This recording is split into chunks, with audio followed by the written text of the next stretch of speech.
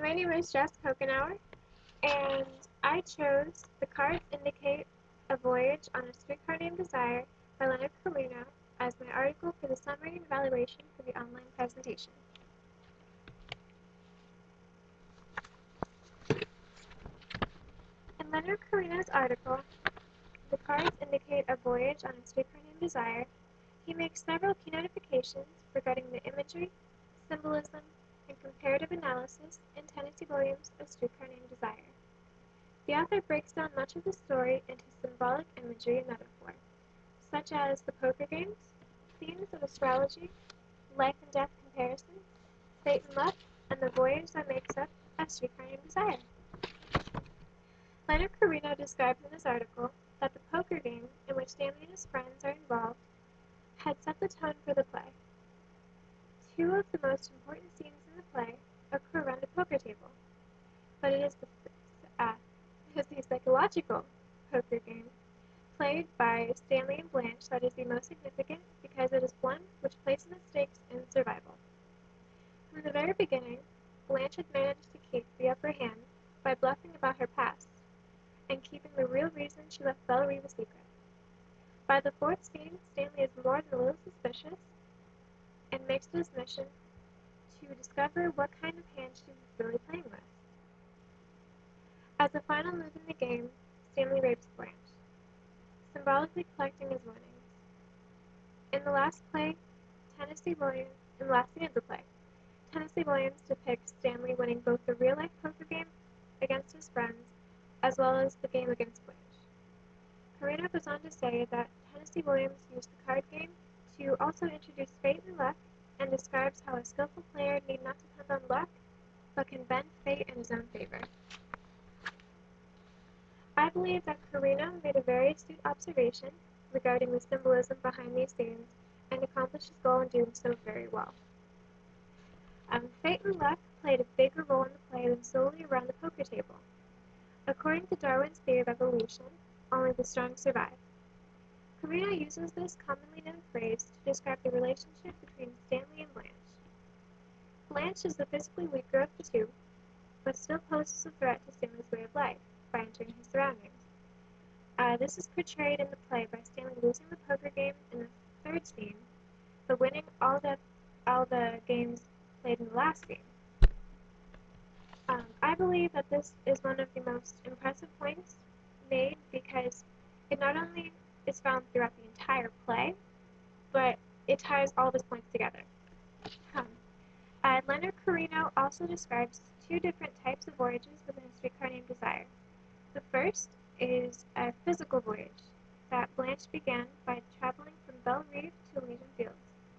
The second, contained within Blanche's first speech, is one that expresses metaphorical imagery of the journey between life and death.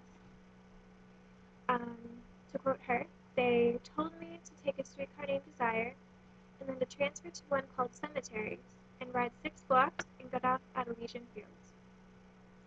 Carino writes that by taking into account the names of the streetcars Blanche takes, and adding them to Williams' description of Blanche as a moth, as it's like a popular symbol of the soul, one can ascertain the soul's journey through life. Later in the play, Blanche states the opposite of death is desire. This could be referencing the fact that Desire, the first streetcar she took, was the beginning of her voyage. I believe this was Carino's, but it kind of fell short. It didn't really make that much sense. I mean, it did, but although it was one of the namesakes of the article, it didn't make much sense to me. The author used too many technical words that made reading the article somewhat difficult. But moving on, the author interprets the life and death imagery that Tennessee Williams describes throughout the play. The first instance is the way that Williams describes Blanche's journey by the streetcars, Desire meaning life, and Cemeteries, death. Carino points out that while Blanche is unwelcome in both Bellerive and Elysian Fields, Stella has been in both places and poses as sort of bridge between the two. The second instance of life and death imagery occurs when he describes Stella as one of the happy dead after spending a night with Stanley. Specifically, Williams depicts her eyes and lips have that almost narcotized tranquility that is in the faces of Eastern idols. Carino's portion on life and death was by far his shortest paragraph, but although it was short, it was full of useful information, and it also tied into two of his previous points about voyages and the fate and luck. In my opinion, this paragraph was the easiest to understand and comprehend. Finally, in his article, Leonard Carino discusses the presence of astrology in A Streetcar Named Desire. In scene 6, when Mitch proposes to Blanche, she references the plagues, or the Pleiades, in the sky, as being comforting to her. In Greek mythology, the Pleiades were pursued by Orion, the hunter. This loosely references Blanche's cat-and-mouse relationship with Stanley. Blanche believes that the gods have blessed her with someone to protect her on Earth, and that Mitch's proposal of marriage is a sign of that. Carino did well in expanding on this topic. It was very interesting. It was probably the most interesting portion he wrote on here, and it was very useful for my paper. The cards indicate a voyage on a streetcar named Desire was a very useful source that made writing my article very simple. The points were easy to make out, and the author did well in making his points known.